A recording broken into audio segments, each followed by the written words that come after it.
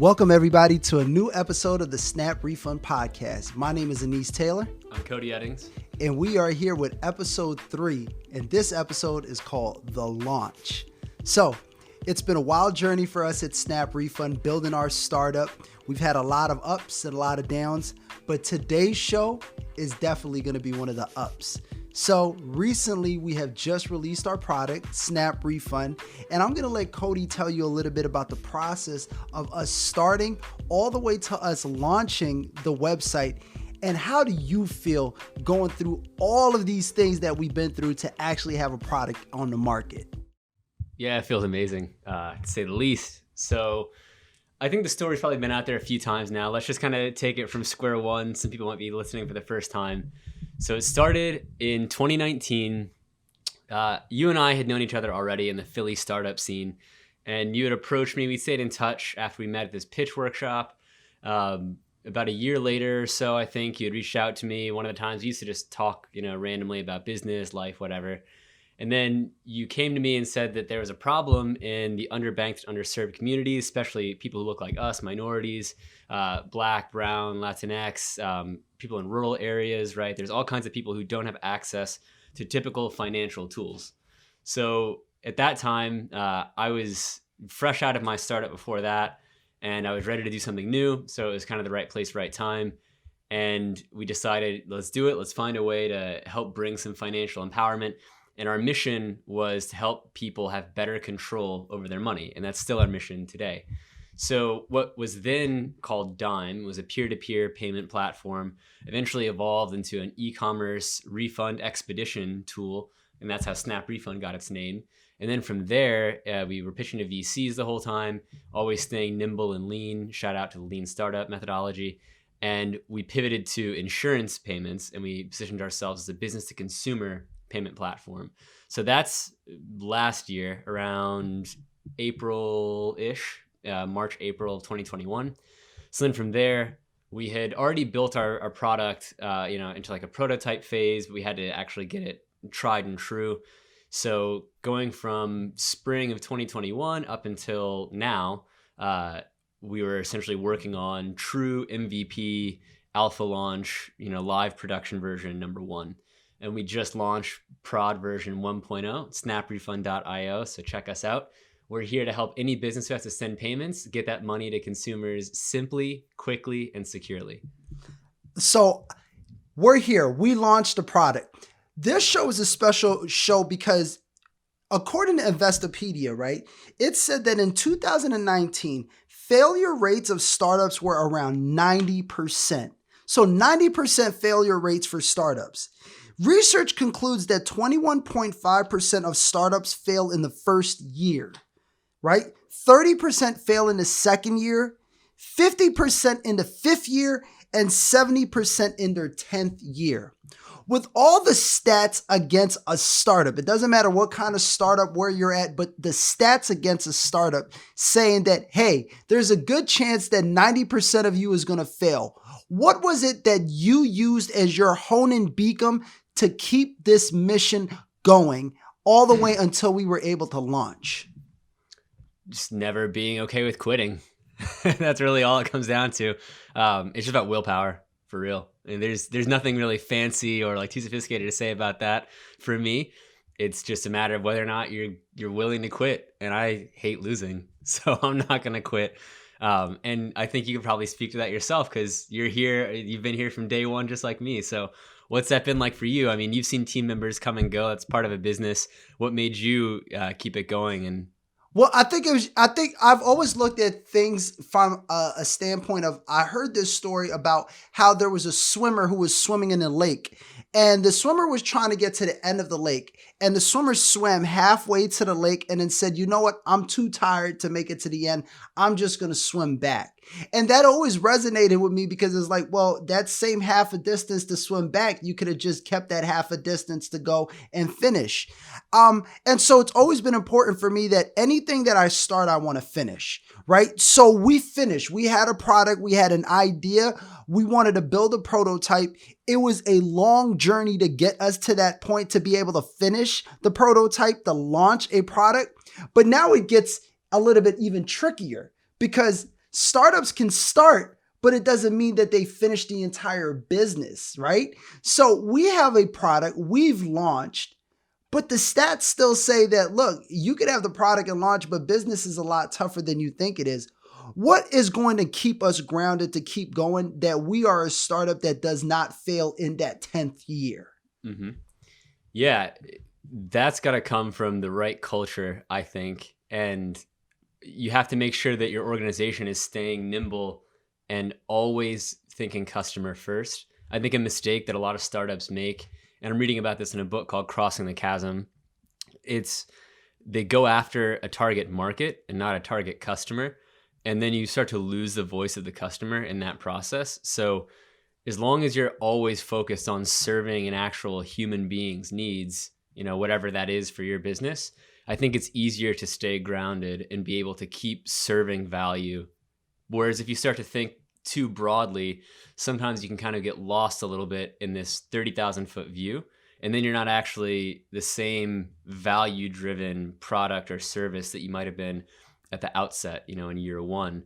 And you see that sometimes these giant companies can start to get to a point where even if they started off as, like the standard for valuable product, good service, whatever that is, right, for that business, they can get to a point where people are starting to rip on them and be like, oh, this sucks now. It's not like it used to be. They don't know what they're doing anymore. And that's part of the growing pains that you face. So I think that's part of it. And if you get to year 10, that's a huge accomplishment in and of itself. So that's a problem that I hope we can challenge ourselves with one day. And if we get to 10 years out and we're asking ourselves, how to keep things going the right way, then that in and of itself is a success. So we have a variation of listeners. A big portion of our listeners are startup entrepreneurs themselves. What advice do you have for the startup entrepreneur that you've learned all the way up to launch? We've asked this question before, just starting the business, but you didn't get to the point where you built that rocket ship and you were able to launch that rocket ship into the atmosphere. What advice do you have for that startup entrepreneur that's right there at that halfway line? They're really not sure if they want to finish or not. What advice from what you've learned that we've been through that you can share with them? It's a good question. I'm going to say, really give yourself an honest assessment of what you're doing. It's really hard to look at things with a clear head when you're in it. So taking a step back and looking at it from the standpoint of someone who has no vested interest in whether it works or doesn't, right? Essentially, you're a customer, some stranger who's going to be interacting with your service, your platform, looking at it from their lens and seeing, does this actually make their life better in some way?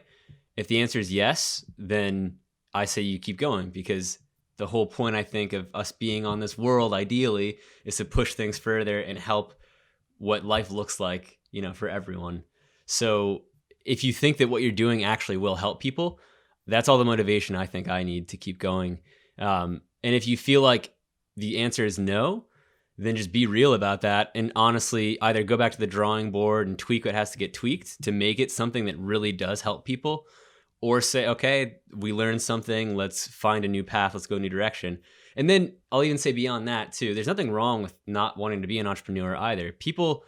Not everyone should be one. That's just based on what you like personally. And there's a lot of like glass eating that comes with this life. And if you're not cool with that, or that's not for you, that's okay too, because there is so much respect to be given to people who are working in someone else's business who help propel that further. So I would say just stay true to the reality of what you're doing, if it's actually useful or not.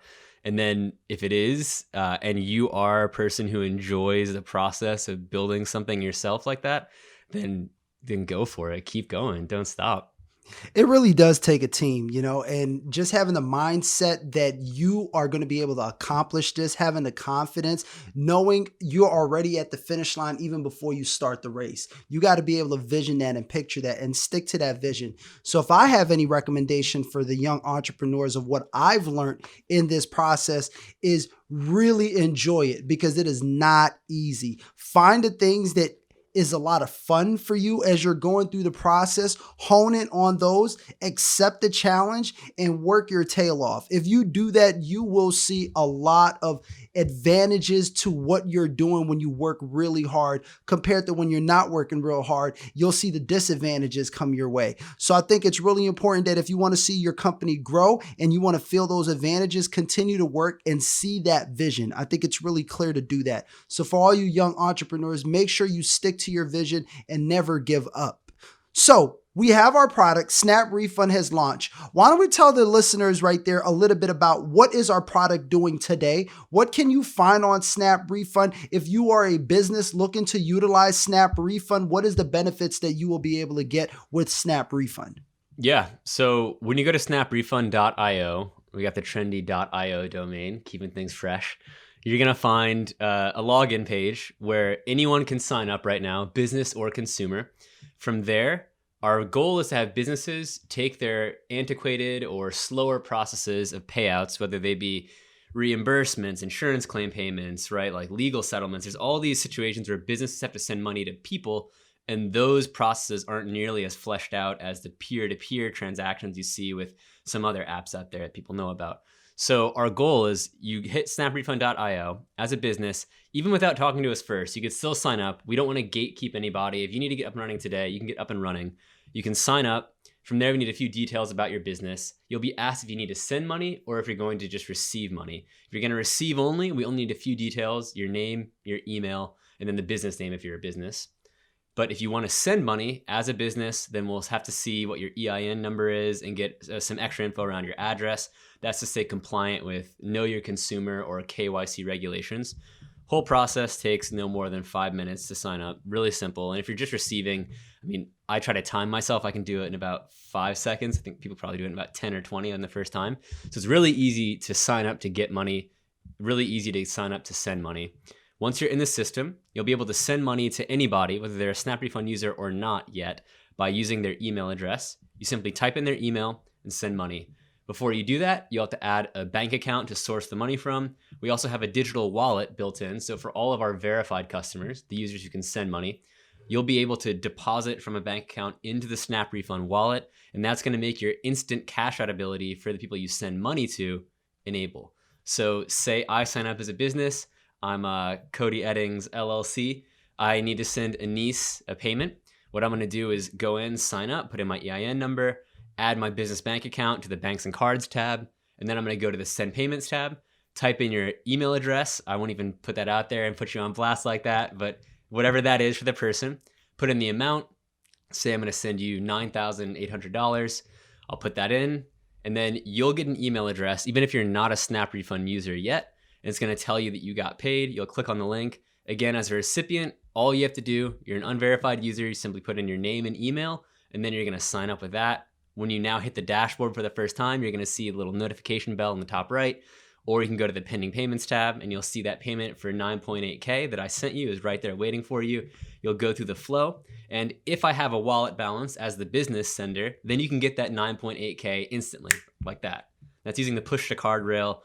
Let you guys in on a little sauce. It's actually part of the OCT system, originating credit transfer. It's something Visa and MasterCard have been doing to cook up these faster payments inside of the ACH system.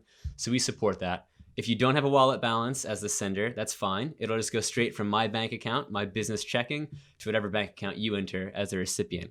And just like that, you'll be on your way. No paper checks, no fuss. What would have been a few weeks otherwise, or at least a couple business days, is not going to come through to you as soon as I click that send button and you can cash out. This is so exciting. We're really in a business and in a space where we actually have the ability to push that next generation of digital payments, right? Build that platform, because in the future, I really believe that people are going to start backing away from cash. A lot of it is going to be more digital payments. A lot of the younger generation that's coming up, they don't even know how to write a check. So a lot of the bills that they're going to be paying is going to be online. It's going to be digital. And it's just really exciting that SnapRefund gets to be there in this early moment and build the way that we've been building and build for what the future holds. What have been your top 3 moments, top 3 best positive moments from when we started all the way to launch? Top 3. Top 3 moments. I'm going to flip this back to you too, okay, as soon as I go. I'm going to say Top three. It's hard to pick three. I mean, when you live it and it's your life, that's just like every day there's something new, good or bad. Mostly good, hopefully. It's been good for us, thankfully. So I'll say number one, founding the business and incorporating as a C Corp. That was huge. Seeing those shares get issued, going from an LLC to C Corp and knowing that, okay, we're investable, we're official, right? It's stamped, it's sealed. That was awesome. Number two, going through Philly Startup Leaders. That was awesome. I loved that so much. It's an accelerator here in Philadelphia. We got picked for it, and it was super valuable for us. So going through that process, we received a grant from them. That was huge. That was a great moment. And then number three, I wish I could have more moments. You only gave me three. But number three has got to be sending that first payment, watching that money come through and seeing SnapRefund on my bank statement. I was like, we're out of there. I'm at a loss for words, because when you say that payment and seeing that, that's my number one moment. So my top three, number one is actually going through SnapRefund, setting up my account, putting my bank account information there, my card information, sending that money, and then seeing that money pop up on the bank account and actually know this thing that we set out to do, that was just an idea to help underbanked, underserved communities get easier access to their money, lowering the guard of intimidation that, yes, you too can be a part of the financial industry. Yes, you too can be a part of the financial landscape that this country has to offer. And being a business, being a minority business, being a business that understands what people out there are really going through, being able to be an advocate for them and be able to help them in this space, that was exciting. And to be able to see that we could do that, that was really my number one moment. Number two moment, I would have to say, was when we first met, that first meeting, and we kind of had an agreement then, like, okay, we're going to set out to do this. That was in 2019. It's 2022 now. So it was a long time coming, never thinking that we would actually get this far and how we would do it. That was huge, huge, huge, huge. So that would be my number two moment. Number three moment is definitely being a part of the cohorts that we were. PSL, being a part of that cohort, being a part of the base cohort, being a part of PACT, being a part of just the technically articles, all these different things that came our way that provided more media, more coverage, more promotion for SnapRefund, and more recognition for the work that we were doing. That really meant a lot. So I would say those were my top three moments. I'm excited for what the future holds, because I just know that it's going to be great. We're doing some really great things. So what can our listeners, what can the users expect from SnapRefund in the next 2 months? What are things going to look like? So in the next 2 months, we're going to be battle hardening our entire stack, continuing to listen to the voice of the customer, both business clients and our consumers who are receiving funds, learning how they can be met in their day where it's most convenient and how they can get paid most easily. So we're going to continue on pushing momentum and making things better, faster, stronger. Shout out Kanye West. So always look out for that. And I just want to be clear. That's what you always get with us. We're never going to just release something and say, it's fine. Let's just go ahead and put that on the back burner and not ever make it better. We're a tech company, and at its core, in my experience in my career as a senior software engineer, and Anis's experience in his career, we don't settle. So we only set out to do this because we knew we can be the best at it. And that's the kind of energy that's going to be brought to you when you get to enjoy SnapRefund.io. So look out for more upgrades, better service, and beyond that, let's get some partnerships. Absolutely. Look, if you're a business and you're interested in utilizing SnapRefund, please reach out to us. You can go check us out at about.snaprefund.io. You can check out our platform at snaprefund.io. See what we've been working on. We're more than just a podcast. We're two co-founders that, as we're going through this process, we want to share our journey with you, the entrepreneur, you, the businessman, you, someone that's just interested in a really good podcast and listening to people chase their dreams. If you're a dreamer out there, this podcast is for you too. But if you're a digital payment if you're a business looking for a digital payment, we want to be the digital payment for you. So please reach out to us. You can also reach out to us at admin@snaprefund.net. We'd be happy to answer any questions that you have. Last words that you have for our listeners that we can leave them on a really positive note. Yeah. So I'm going to drop some last words, and then I want to go into a little fun game with you. And let's talk about the fintech space for a second and what we see coming. And we'll do a little lightning round, and I have some ideas, and we'll talk about some predictions we can make. I love it. So some positive words. Look, nothing worth doing is ever easy. That's not true, actually. Why am I even saying that? You could help someone across the street, and that's pretty easy to do, and that's worth doing. Let's not be cliche. Let's say it this way. Some of the hardest things to do are the most worthwhile. I think that's really good advice. My advice that I would have is never mistake activity for achievement. So a lot of people, they say, oh, well, I'm super busy. I'm doing this and I'm trying to do this. It doesn't necessarily mean that you're achieving. Be intentful with what it is that you want to do. Have full focus, know where it is that you want to go before you actually set out on your journey. If you feel that you can learn as you go about your journey, sure, that's great, but make sure that you recognize that. But do not mistake your activity for achievement, because achievement comes when you're real purposeful and you're working smart just as well as you're working hard. So that's good. I should jump into, I want to say a follow-up to that as well, is if you're talking about startups and business, never become too attached to the original idea you have, because it's really easy to put your blinders on and not hear what the market is telling you.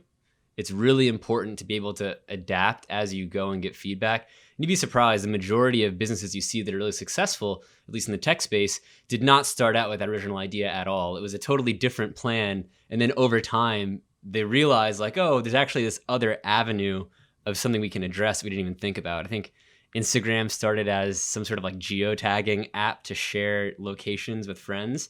I mean, it's not what it is now, right? Now it's a totally different platform in what its actual value prop is. So just never mistake your personal ability, value, worth as an entrepreneur with the value, worth, etc. of an idea. The value is that you can execute on whatever the best idea is. So do not forget that. Yeah, you're always going to be changing. You're always going to be adapting. It's just like writing. When you write a story, you're consistently rewriting. So writing is rewriting, and you're going to consistently do it and edit your product all the way until you get it to where you really want to go. I think that's a great tip. So you said that you have a lightning round question. Let's get right into it. Let's get it. So I'll ask you some questions. You can flip it back to me afterwards, and we'll talk about the future, the space of fintech. So, and Anise and I are huge payment nerds, by the way. So we really love to chop it up about this. So first question, what is the most exciting digital payment rail that you have on your radar in 2022? Oh, wow. Well, I'm really excited about real-time payments. Okay. So real-time payments is something that I'm excited about, especially once we incorporate that into SnapRefund, because that money is just going to go straight from the account to another account in real time. And it's going to be debited in one account. It's going to be credited in another. But SnapRefund being able to facilitate that real-time payment is something that I'm really excited about. Yeah, I love that. How about you? I would say RTP is super, super dope. I love RTP. So RTP is in a lot of ways kind of like the analog to push to debit, right? So push to debit, Visa, MasterCard, lots of smart engineers, business people over there decided, let's find a way to get past the multiple business day delay that comes with the automatic clearinghouse, and let's push these payments to cards directly. So you see this technology, it's around. Now, what people have now done in the Federal Reserve and the US payments infrastructure is said, well, if they can do that with cards, let's find a way to do that with bank accounts. So now, the same way that push to debit transactions, which again is actually the technology there is called OCT, is what it's built on. What that is actually doing is now being brought to bank accounts. So you can have those instantaneous transfers, just like push to debit, only from checking account to checking account, savings to checking, savings to saving, etc. So I like that a lot. I'm going to actually go and say, for me, it's going to be, I'll just say the crypto network. Which, even that, it's not just one, but I'll just say the actual blockchain system itself, that really excites me. We're getting into some of the deeper layers of how that fits in with our stack, and check out on our roadmap, we got some cool stuff coming to give you guys a little taste of what's next. So I'm going to say it'll be blockchain transmission for me. And RTP is also super dope, and I see them both working synergistically. Oh, yeah, absolutely. That's what makes SnapRefund so special, is because we're consistently looking forward. Yeah. Just to continue to build and build better. Wow, those are some really great questions. I guess that's what makes it so exciting about having this podcast, right? Is getting to bounce off those different ideas and share it with entrepreneurs at home just like you. So we really appreciate you guys stopping by and listening to episode 3 of the SnapRefund Podcast. My name is Anise Taylor. I'm Cody Eddings. And we thank you so much for joining us on our journey as we take it to another level.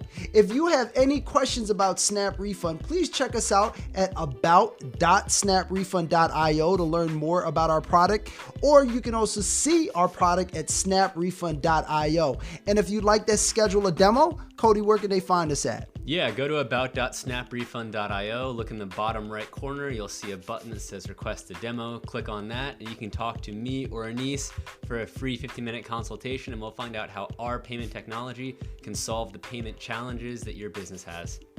So thank you guys so much for tuning in. If you're an entrepreneur, never give up. You got this. Just like we do, we want to make sure that you guys make it to the top. So thanks for tuning in, and we'll check you guys next time. See ya. And cheers to being live. And cheers to being live. Peace, y'all.